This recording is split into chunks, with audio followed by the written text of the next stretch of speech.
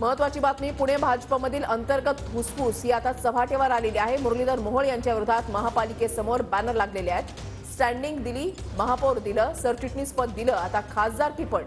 आता बस झालं, तुला नक्की पाडणार, महापालिकेसमोर लावलेल्या या बॅनरवर असा उल्लेख आहे।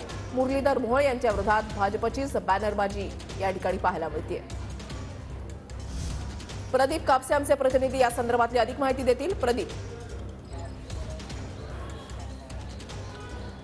ऋषी, आपल्याला माहिती आहे की पुणे लोकसभेसाठी भाजपमध्ये अनेक इच्छुकांची नावं जी आहेत ते समोर येत आहेत, ज्याच्यामध्ये प्रामुख्याने मुरलीधर मोहोळ, त्याचबरोबर जगदीश मुळीक, सुनील देवधर यांच्या नावाची जी चर्चा आहे ती अग्रक्रमाने घेतली जाते।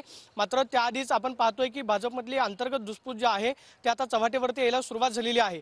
पुणे महानगरपालिकेच्या बाहेर रात्री अज्ञातांनी एक बॅनर जो आहे तो लावलेला होता। या बॅनरवरती लिहिलेलं होतं की स्टँडिंग कमिटी दिली, त्याचबरोबर महापौर केलं, सरचिटणीस पद दिलं, मात्र आता खासदारकी पण द्यायची का, यंदा तुला पाडणार आणि भाजपचा कष्टाळू कार्यकर्ता असा उल्लेख जो आहे कमळाचा फोटो या बॅनरवरती पाहायला मिळतोय। हा बॅनर जो आहे तो महापालिकेच्या बाहेर लावलेला होता, मात्र हा बॅनर जो आहे महापालिकेच्या सुरक्षा रक्षकांनी काढलेला आहे आणि तो सध्या सुरक्षा विभागाच्या कर्मचाऱ्यांनी जप्त केलेला आहे।